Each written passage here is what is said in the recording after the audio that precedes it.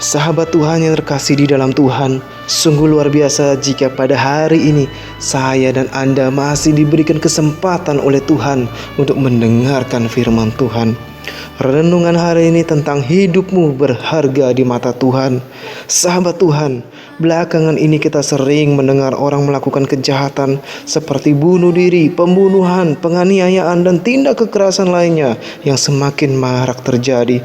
Bahkan banyak tindak kekerasan dan pembunuhan sering kali terjadi karena masalah yang sepele, seolah-olah nyawa tidak ada harganya. Lebih miris lagi, banyak kejadian itu melibatkan anak muda, remaja, bahkan anak-anak yang masih berstatus pelajar.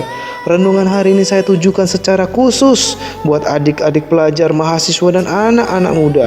Tuhan mengasihi kalian semua. Hidupmu sangat berharga di matanya. Dikatakan di dalam Matius 16 ayat 26, apa gunanya seorang memperoleh seluruh dunia tetapi kehilangan nyawanya? Dan apakah yang dapat diberikannya sebagai ganti nyawanya? Tidak ada harta di dunia ini bisa menggantikan nyawa kita. Jikalau harta seluruh dunia ini dikumpulkan jadi satu, itu pun tidak cukup berarti untuk bisa menggantikan nyawa dan hidupmu. Apapun keadaanmu hari ini, miskin, kaya, tinggi, pendek, sehat, sakit, bahagia, sedih, Tuhan mengasihi kalian semua. Hidupmu begitu berharga di matanya. Mungkin ada yang berpikir, aku orang yang berdosa, aku sudah banyak melakukan kesalahan, apakah Tuhan masih mengasihi aku?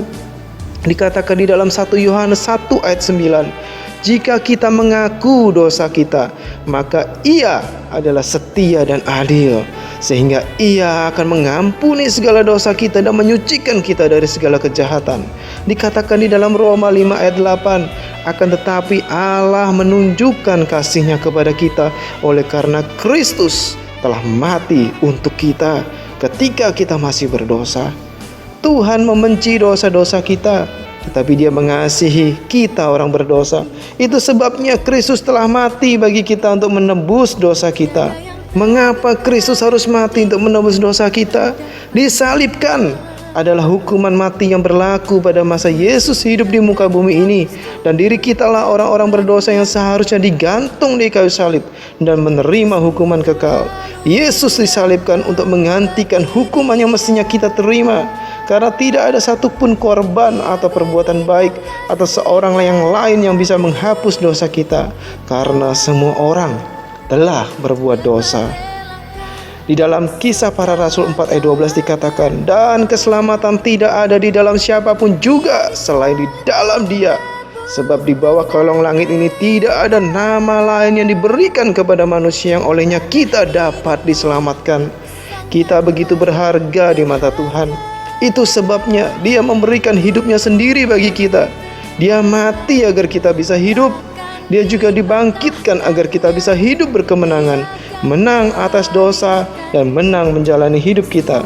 Di dalam 1 Petrus 1 ayat 18-19 dikatakan, sebab kamu tahu bahwa kamu telah ditebus dari cara hidupmu yang sia-sia yang kamu warisi dari nenek moyangmu. Itu bukan dengan barang yang fana, bukan pula dengan perak atau emas, melainkan dengan darah yang mahal, yaitu darah Kristus yang sama seperti darah anak domba yang tak bernoda dan tak bercacat.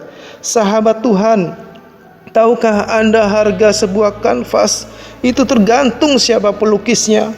Berapa harga sebuah tanda tangan? Itu tergantung siapa yang menandatanganinya. Berapa harga sebuah buku? Itu tergantung siapa penulisnya. Lalu berapa harga seorang manusia? Tergantung siapa penciptanya.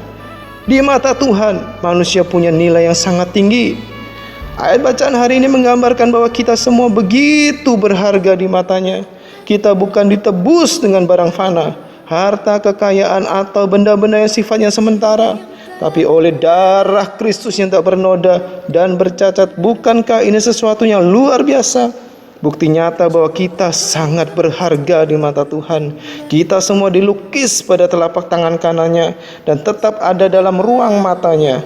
Tuhan begitu mengasihi kita, maka Dia mengorbankan anaknya yang tunggal untuk menyelamatkan kita, merancang masa depan penuh harapan dalam damai sejahtera bagi kita semua, dan menyediakan kita semua hingga berkelimpahan. Ini semua fakta bahwa kita bernilai sangat tinggi, sangat istimewa, dan sangat berharga di mata Tuhan. Di dalam Efesus 1 ayat 7 dikatakan, sebab di dalam Dia dan oleh darahnya kita beroleh penebusan, yaitu pengampunan dosa menurut kekayaan kasih karunia-Nya.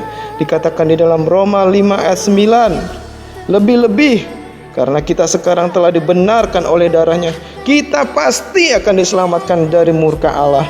Kita memperoleh pengampunan dosa dan keselamatan oleh darah Kristus sendiri, bukan hanya ditebus, tapi malah kita dibenarkan oleh darahnya, dan karena kita diselamatkan dari murka Allah. Sahabat Tuhan, inilah harga manusia di mata penciptanya, karena kita semua telah dibayar lunas langsung dengan darah Kristus di atas kayu salib. Kita tidak boleh lagi menjadi hamba manusia.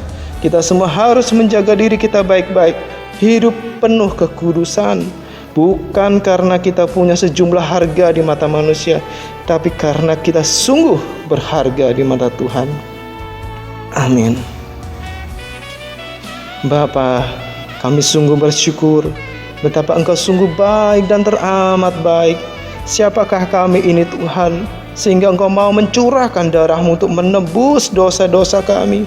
Bahkan Engkau telah membawa kami dari maut menuju hidup yang kekal. Ajar kami ya Tuhan, agar kami selalu menjaga hati kami untuk menghargai semua pengorbanan-Mu di atas kayu salib. Engkau mati untuk kami. Terima kasih ya Tuhan. Ajar kami selalu hidup di dalam kekudusan. Biarlah anak-anak-Mu lebih sungguh-sungguh mengasihi Engkau di dalam hidup mereka.